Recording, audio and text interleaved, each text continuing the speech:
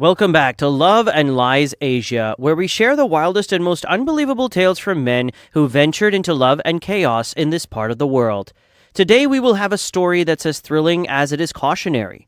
For the first time ever, we're featuring a Swiss gentleman, Mario, a 45-year-old father of 5 who's currently back in Switzerland after living the wild life in the Philippines. So grab a seat, settle in, and let's dive into Mario's unbelievable journey.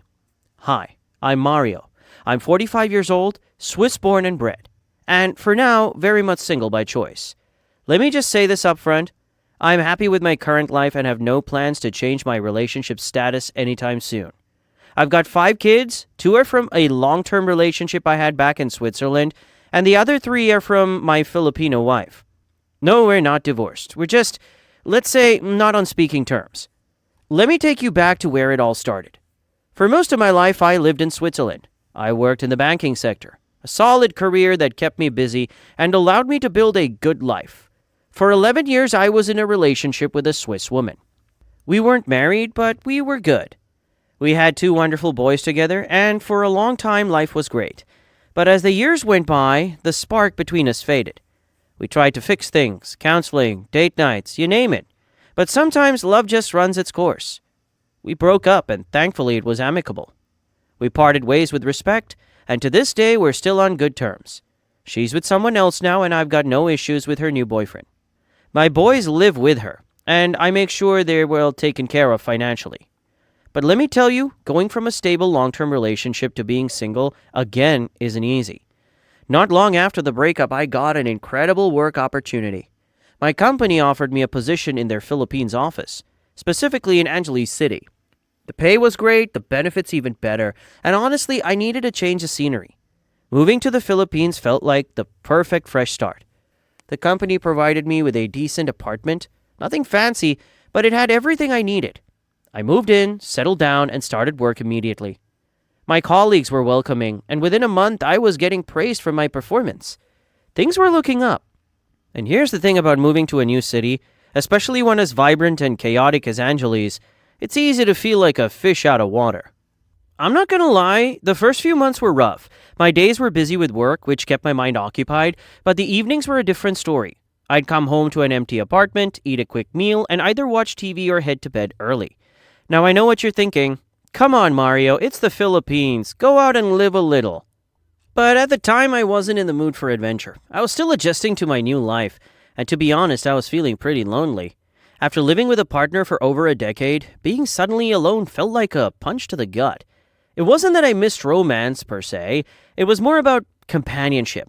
I missed having someone to talk to at the end of the day, someone to share my thoughts with, someone to laugh with over dinner. I kept most of these feelings to myself. I definitely wasn't about to unload my emotional baggage onto my colleagues. The only time I felt genuinely happy was when I video called my kids. Hearing their silly stories and seeing their faces lit up my world. But as soon as the call ended, the loneliness crept back in. At one point, I even started regretting my decision moving here. Maybe I'd rushed into it. Maybe I should have taken more time to heal from the breakup before uprooting my life. But hindsight's always 20/20, isn't it? One evening, some of my colleagues noticed I wasn't quite myself. They invited me out, saying it was time to experience the real Angeles City. Now, I wasn't completely new to the Philippines. I'd visited a few times before for work and vacations, so I had some idea of what to expect. But my previous trips had been more about beaches and sightseeing than nightlife. I figured, why not? What harm could a night out do? The first night was overwhelming. The nightlife in Angeles City is nothing like I'd ever seen before. Neon lights everywhere, music blasting from every corner, and bars as far as the eye could see. The streets were alive with energy, tourists, expats, and locals mingling together, creating a chaotic yet exciting atmosphere. We started at a bar near our office, a popular spot for expats. My colleagues ordered rounds of drinks, and before I knew it, the bartender had placed a glass of something strong in front of me. The bar was packed with people, but what stood out most were the women. They were stunning, dressed to the nines, with big smiles and confident attitudes. My colleagues were quick to point out the bar girls, women who worked in these bars, serving drinks, chatting with customers, and occasionally offering more than just conversations. It was all a bit much for me. I wasn't there to pick anyone up. I just wanted to relax and maybe have a good laugh with my new friends. But let me tell you, even if you're not looking for it, the energy of the place can suck you in. As the night went on, I found myself loosening up. I wasn't drinking much, but the atmosphere was infectious. By the end of the night, I laughed more than I had in weeks. My colleagues were a fun bunch, joking around, telling stories, and even attempting some terrible karaoke. It was exactly the kind of distraction I needed. After that, I started joining them more often. Not every night, of course. I wasn't about to let my work suffer.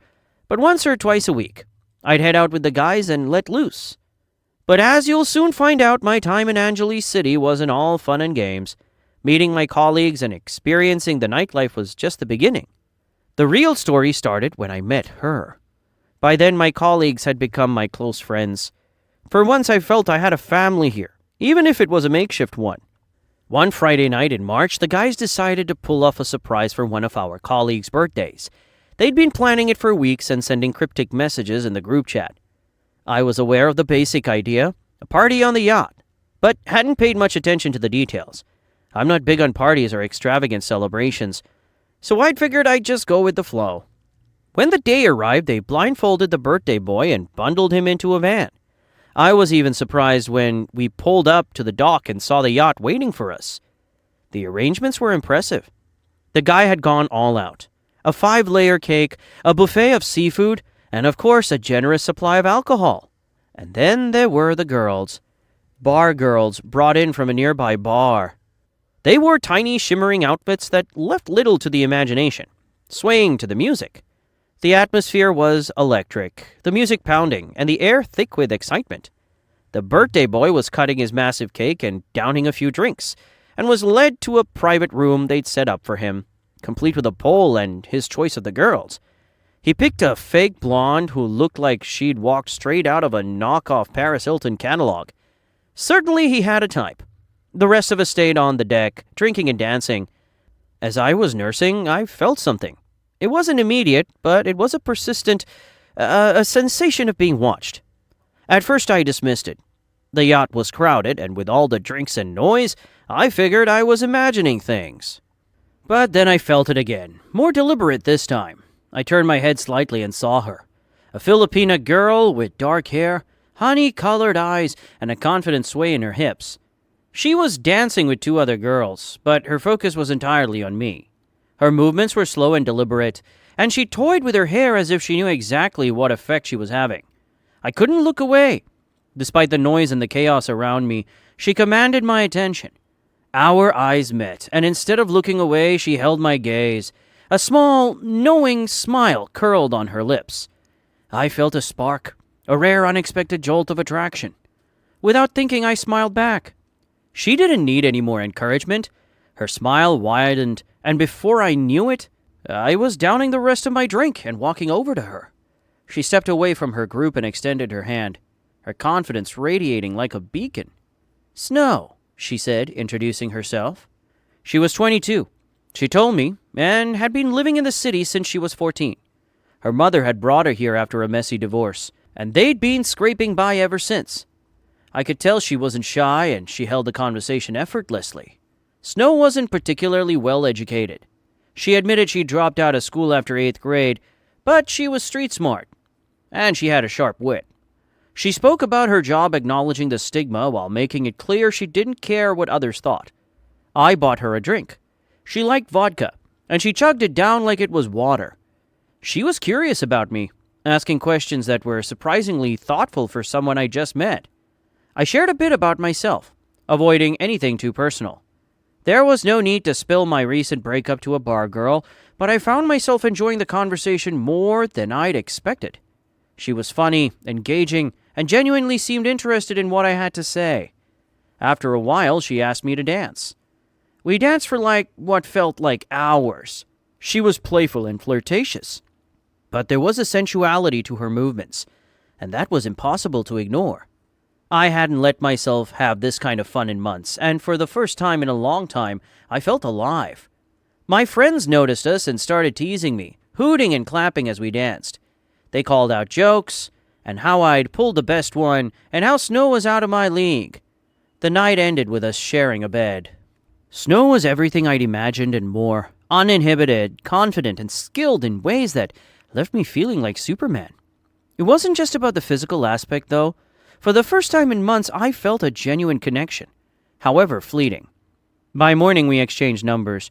I'd never done that before, not with any of the bar girls I'd met during my time here, and certainly not back in Switzerland. But there was something about Snow that drew me in. What started as a one-time thing quickly became a regular arrangement. Every weekend I'd met her at the bar where she worked. We'd have drinks, I'd pay her bar fine, and we'd spend the night together. Sometimes we'd go out to eat or take a walk before heading to a hotel. But with each meeting, I started to see her differently. She wasn't just a bar girl anymore. She was a person, a woman with her own struggles and dreams. Snow's parents had divorced when she was 6. Her mother had moved them to the city in search of a better life, but without financial support from her grandparents. They'd struggled to make ends meet.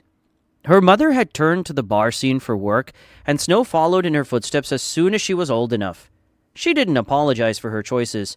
Her unapologetic attitude was intoxicating. We talked for hours, and I found myself opening up to her in ways I hadn't expected. And then there was her flirting, dangerous and addictive. She'd tease me, call me her special customer, and joke about how I was the only man who made her forget about work. She said she genuinely enjoyed spending time with me, and for a while I believed her. Looking back now, I can see how easily I fell under her spell, but in those moments I wasn't thinking about the consequences. I was just a man who'd found something he hadn't even realized he was looking for. My 2 boys from Switzerland were doing great at school during this time. I made it a point to check in on them regularly through my ex. Work was going smoothly too. My colleagues were happy with my performance, and I even started earning small bonuses from meeting targets early. On top of that, my social life was thriving with my friends, and of course, Snow. The addition of Snow to my life made everything brighter. It was like the missing piece I hadn't realized I needed. At first, our relationship had been all about the physical side. We had started with one-night stands that gradually turned into weekend arrangements. But over time, we connect on a deeper level. In the next 6 months, we turned into a proper couple. I didn't care about her past, her mother's history, or her own time at the bar. None of that mattered to me. The age gap between us was over 10 years, but Snow shrugged it off like it was nothing, saying that the sugar daddies here were ancient. At least I was young enough to dance without breaking a hip. Snow swore up and down that I was the only man she'd been romantically involved with in the past 6 months. She claimed she didn't even let customers pay her bar fines anymore. She worked the bar to serve drinks, talk to customers, and keep the tips flowing. But nothing more. Even her mother was kind and welcoming. She cooked us homemade Filipino dishes, always fussing over whether I liked the flavors or needed something more. She checked up on me, gave us space, and often said how happy she was to see her daughter finally with someone respectful and caring. It felt genuine. Snow and her mother started talking to me about long-term goals. Snow mentioned feeling burnt out after years of working at the bar and how she dreamed of settling down as a housewife. She talked about wanting a quiet, peaceful life in the province. Now you might be thinking, this guy's getting set up for a scam of his life. But let me tell you, nothing about their behavior raised a red flag for me. They never once directly or indirectly asked me for money. Snow had always been independent and proud of earning her own way. So why wouldn't I trust her? After months of thinking about it, I decided it was time to take our relationship to the next step. We got married in a small ceremony with just a few people present. My friends, her mother, and 2 of her school friends. None of her bar friends were invited because she wanted to leave that chapter of her life behind. That day, seeing Snow as a bride, I was overwhelmed. She looked stunning, like an angel, or as I now think back, like a devil in disguise. We celebrated with a modest honeymoon in Europe. By this point, I had enough saved up and was excelling at work. So I wanted to give us something special to mark the start of our new life together. When we returned to the Philippines, I did what she wanted. She had been clear about her desire for a quieter, simpler life in the province.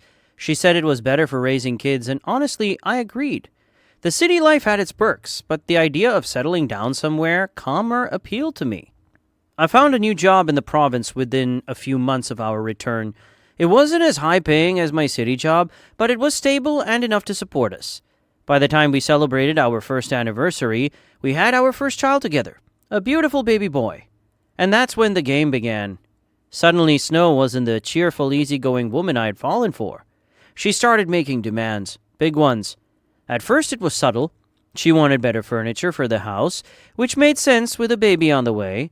Then it was about upgrading appliances, renovating the kitchen, and so on. She reasoned that the baby deserved the best, and I went along with it. But it didn't stop there. Since it's the mindset of many women that having a baby is the ultimate way to grip a man forever, I should have seen it coming. But I was blind, wrapped up in the illusion of love and utter naivety. At first, I dismissed it as normal postpartum struggles, sickness, sleepless nights, and the stress of caring for a newborn. She claimed the baby kept her awake all night, leaving her too exhausted to do anything during the day. But the reality was different. We had house help, someone who cooked, cleaned, and even helped with the baby. Yet Snow somehow always found an excuse to avoid doing anything. I would come home after a long day at work, hoping for a warm meal, only to find the fridge empty. When I asked, she'd say she didn't have time to cook and had ordered takeout instead. It didn't stop there. She started leaving the bed at night to whisper on the phone for hours, thinking I didn't notice. Other times she'd snoop through my phone while I pretended to be asleep. She assumed I was oblivious, but I saw it all. The only time she messaged me or initiated a conversation was when she needed something. Money for shopping, baby supplies, groceries, or her monthly allowance. Let me tell you, her allowance was no small sum. Add a dash of entitlement to that, and it was always given on time. If I ever delayed even by a day, she'd throw a fit. She'd accuse me of being careless, claiming I didn't love her anymore or care for the baby. She'd say absurd things like I found her boring now, that she was a housewife, and maybe I needed proof that the baby was mine. Imagine my shock. I was speechless, but like a fool I always tried to mend things. I thought I could bring back the woman I fell in love with by showing her how much I cared. I'd pay up immediately, take her out for fancy dinners, or buy gifts to appease her. And her mother? Oh, she was in on it too. Whenever she visited, I'd treat her like a queen, taking her out, paying for her expenses, and ensuring she was comfortable. It wasn't about gratitude, it was about survival. If I didn't, her mother would start making snide remarks about how I didn't value Snow or appreciate the sacrifices she made as a mother. Then Snow got pregnant again. The cycle repeated itself. Excuses, tantrums, demands, and accusations. By the time our third child was born, I barely recognized myself. I was constantly stressed, drained, and emotionally battered. Over the course of 4 years, I had been manipulated into signing my only property, the house in the province, over to my 3 kids. Snow had insisted it was a safety net for the children, just in case anything happened to me. And then there was the money. When we got married, I had been careful with my finances, budgeting everything so we could live comfortably while saving for the future. But Snow had other plans. She claimed my income should reflect my promotions and pay raises, which I never even shared with her. Being the privacy-invading person she was, she somehow always found out when my salary increased. What started as a modest monthly allowance tripled over the years. Snow insisted it was necessary to cover the expenses of raising 3 kids, and I, like an idiot, went along with it. I had initially wanted to space out having children, to wait until we were financially stable and could provide the best for them. But Snow had been adamant about having more kids quickly, claiming she wanted them to grow up close in age. And who was I to disagree? Looking back, I can see how I was being played. The moment we had our third child, Snow seemed to decide that her mission was complete. It was like the switch flipped, and I saw her true colors. Her affection, already dwindling over the years, disappeared entirely. Conversations became rare, and when they happened, they were laced with sarcasm or demands. She stopped pretending to care about my needs or feelings, focusing entirely on what she could get out of me. It was no longer about us. It wasn't even about the kids. It was about control. She started dictating every aspect of my life, how much I worked, how much I spent, and where I went. If I dared to question her or push back, she'd explode into a fit of rage, accusing me of being a bad father or a neglectful husband. Her mother, of course, egged her on. She constantly reminded me that Snow deserved better, that I wasn't doing enough for her or the kids. I was trapped in a nightmare of my own making. The woman I had fallen in love with, the woman I had married, was gone. In her place was someone I didn't recognize. A manipulative, entitled stranger who had turned my life into a living hell. And the worst part, I still loved her. Or at least I loved the idea of who she used to be. But deep down I knew this wasn't a marriage. This was a transaction. A cold, calculated game where I was the pawn and she was the master. And I was too far gone to see a way out. At first it was small fights that escalated quickly. Arguments over nothing that ended with her smashing things in the house or screaming so loudly the neighbors probably thought I was the devil himself. She accused me of cheating on her, which was the biggest joke of all. But she used those accusations as a weapon to justify her disappearing acts. She'd leave the house for hours, sometimes at night, leaving the kids behind. No food prepared, no explanations, nothing. I was left to pick up the pieces, feeding and caring for the kids, trying to shield them from the chaos their mother had created. When I called her mother to try and mediate, thinking maybe the woman could talk some sense into her daughter, I was met with tears and accusations. "You've ruined my daughter's happiness," she'd cry, as if I was the one going out all night and abandoning my family. I even tried to reconcile with Snow directly. I'd sit her down, trying to talk things out like adults, but she'd always turn on the waterworks. She'd cry, blame me for everything, and somehow twist the story to make herself the victim. And I fell for it, every single time. The stress was taking its toll on me. I couldn't focus on work anymore. Every time my phone rang, my heart would race, expecting it to be another call about some new drama at home. I developed anxiety, so severe I couldn't sleep. At night I'd lie awake, pretending to be asleep, listening to Snow whisper on the phone. Who was she talking to? Why was she sneaking around? But nothing could have prepared me for the truth. It was a company workshop that pulled me out of town for 5 days. A last-minute decision to cut the workshop short and return home early turned out to be the biggest mistake, or maybe the most necessary wake-up call of my life. I arrived home unannounced, hoping to surprise the kids. The house was eerily quiet when I stepped inside, but I chalked it up to the kids napping or playing in their rooms. When I pushed open the bedroom door, there she was, Snow, in bed with another man. For a moment I couldn't speak, I couldn't move. All I could do was stand there.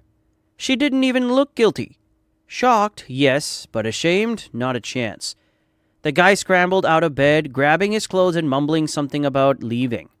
Snow got up calmly, wrapping a sheet around herself, and had the audacity to ask, "What are you doing here?" What was I doing here? What was she doing here? I wanted to yell, to scream, to demand answers, but I was frozen in place. All I could think of was, "Wow, Mario, you've been played." She didn't even try to explain herself. She just walked the guy out of the room like it was no big deal. That's when the anger hit. I grabbed her arm, dragging her out of the bedroom. That's when her mother, the so-called retired bar girl, stormed in, screaming at me like I was the villain in the story. It was then that I realized her mother had been on this all along. She was no innocent bystander. She was enabling the mess, possibly even orchestrating it. I pushed past her, furious, and she dramatically fell to the floor with a loud thud. Snow, still half naked, came at me like a wildcat, clawing and screaming. I snapped. I slapped her hard across the face, grabbed her by the hair, and looked her dead in the eyes. Once a bar girl, always a bar girl, I spat. For the first time, I saw real emotion on her face. It wasn't anger or defiance. It was humiliating. But it didn't last. The moment I let go, she went running back to her mother. I stormed out to find my kids, praying they hadn't witnessed the madness. Thankfully, they were in the kitchen eating snacks and oblivious to the chaos upstairs. I hugged them tightly, promising myself I'd protect them no matter what. My plan was simple. Throw Snow and her mother out of my house, pack their things, and cut them out of my life for good. But they were a step ahead of me. I heard the sounds of furniture breaking, plates smashing against the walls. Snow and her mother were trashing the bedroom, screaming accusations at the top of their lungs. Then the final blow. They called the police. By the time the officers arrived, Snow and her mother had gone full drama mode. They accused me of domestic violence, claiming I'd assaulted Snow and physically attacked her mother. They even had the audacity to harm themselves. Bruises, scratches, the works, to prove their story. The police didn't want to hear my side. I was taken to the station like a common criminal. Sitting in that cold, dimly lit cell, I realized the depth of their deception. They had planned this, or maybe not the specifics, but they knew how to turn the tables and make me look like the villain. But I wasn't a naive man anymore. I knew better than to argue or make a scene. I stayed calm, knowing that any outburst would only make things worse. Inside, though, I was boiling with rage. How had my life come to this? All I wanted was to protect my kids, to provide for them, and to create a loving home. Instead, I was being framed by the very person I had trusted with my heart and my life. The system was rigged against me, and I was just another foreigner caught in its web. The moment I was dragged into court, I knew my fate was sealed. The mother-daughter duo had prepared everything down to the last detail. Fake proof of me being an alcoholic and aggressive was plastered across the courtroom. They had voice recordings, photos of me with a drink in hand, and claims that I was mentally unstable and dangerous to my own children. The judge looked at me like I was a monster. And my lawyer, well, he tried his best, but it was an uphill battle with all the evidence against me. I was sentenced to jail. The words hit me like a ton of bricks. Jail. Me, a father of 5, a man who just wanted a peaceful life, was now seen as a threat. I was devastated not only because I'd lost my freedom, but because I had no contact with my kids during this time. Jail was hard. I went in as a big man, but after months inside, I was thinner and more mentally drained than I'd ever been. But oddly enough, it made me stronger. I had no choice but to survive. I made friends inside. Some of the officers and inmates saw through the lies. They told me I didn't belong there, that I wasn't like the others. I fought for my freedom through the legal system, hiring a lawyer and trying to prove my innocence. But over a year passed and I was still stuck. Nothing worked. The lawyer said the evidence was too strong. I felt hopeless. Then one of the officers I had befriended suggested another way, a bribe. It wasn't something I wanted to do, but I was desperate. So I saved up what little I could and paid the right people. The plan worked. I was released quietly. No media, no big scenes.